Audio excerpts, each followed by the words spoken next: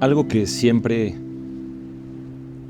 me ha parecido increíble, difícil de creer que podamos hacer eso en la vida, es entrar en ese estado de conciencia que se llama el estado de flujo creativo.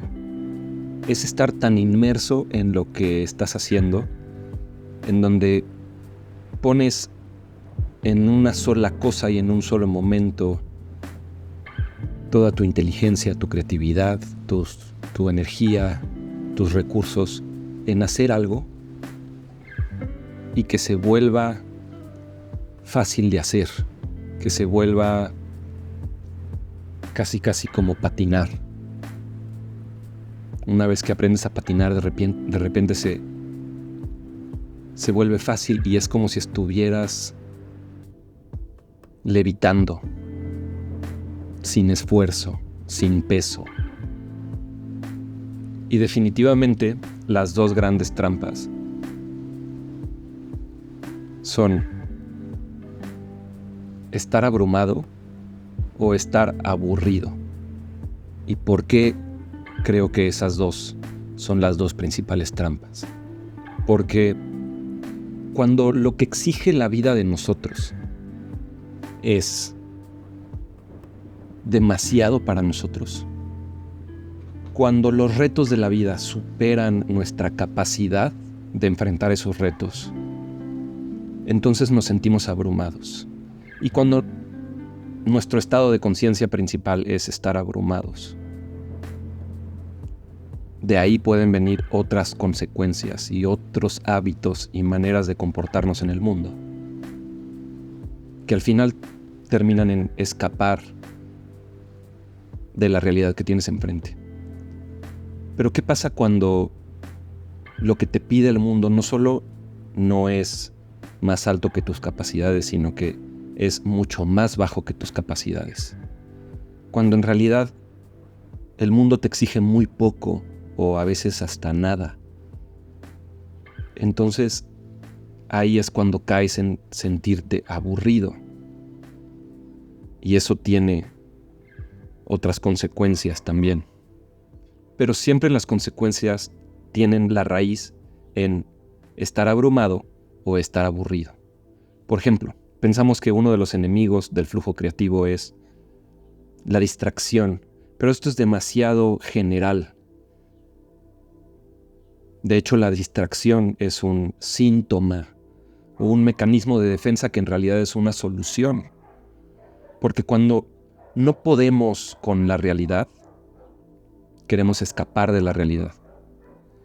Y ese escape en realidad es una solución al dolor emocional y el dolor existencial de no poder simplemente ser nosotros mismos y de no sabernos relacionar con la realidad y lo que nos pide la realidad. Pero muchas veces no es nada más lo que nos pide o lo que nos exige o los retos que nos pone enfrente la realidad, sino que nosotros podemos tomar decisiones que en la mayoría de los casos pueden cambiar la experiencia. Por eso una de las preguntas más importantes es: ¿qué tipo de experiencia quiero tener? ¿Qué quiero que pase en mi vida?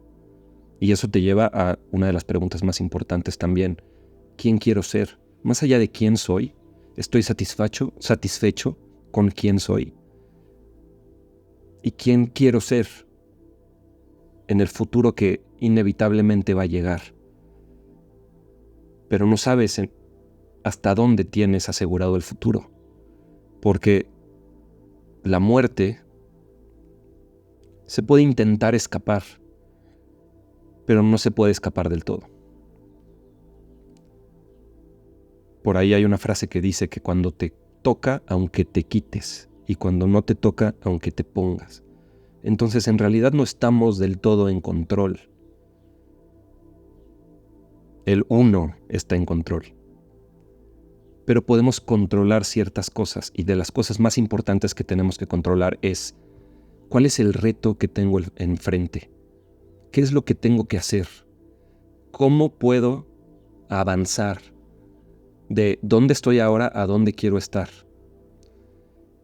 Y después eso es evidentemente saber cuáles son tus estándares, tus principios, tus valores.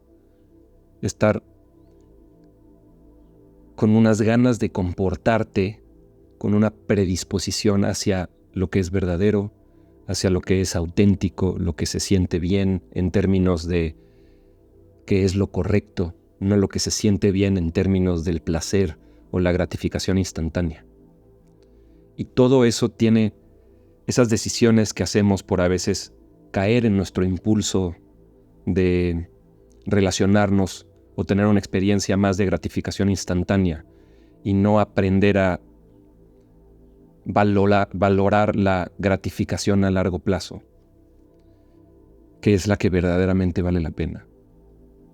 Y que tarde o temprano llega y es un tesoro muchísimo más rico que la experiencia que te puede ofrecer la distracción, el placer, la gratificación instantánea, irte por el camino fácil, tratar de tomar atajos o hacer trampa y al final terminas rechazando tu propia esencia y sacrificando tu autenticidad.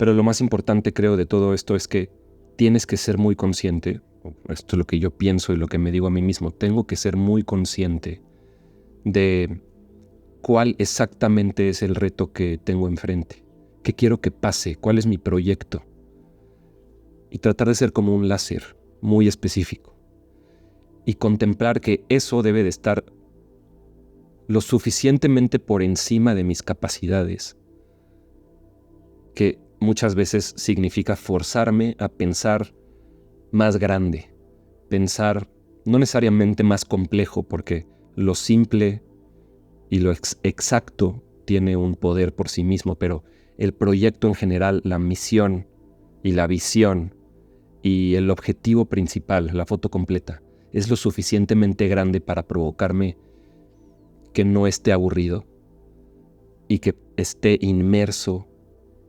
en superar o solucionar ese reto, pero que al mismo tiempo no sea lo suficientemente complejo o tan grande que me sobrepase.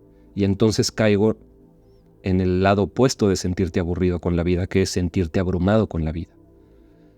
Y creo que la única manera en la que solucionamos eso es revisitar, redefinir, rediseñar nuestros proyectos de vida. Y especialmente cuando te das cuenta del poder multiplicador del enfoque, vas a ser mucho más cuidadoso con cuáles son tus proyectos y cuáles son las cosas que quieres hacer. Últimamente pienso que lo más inteligente es llevar las cosas un proyecto a la vez y poner todo tu enfoque, toda tu creatividad, tu inteligencia, tu energía y tus recursos en un solo proyecto y hacerlo bien, hacerlo lo mejor que puedas, tratar de empujarte a superar la mediocridad o el camino medio y llegar a la excelencia, que no es la perfección. La excelencia no es la perfección, la excelencia es no mentirte a ti mismo, no engañarte a ti mismo sobre si verdaderamente estás dando lo mejor de ti.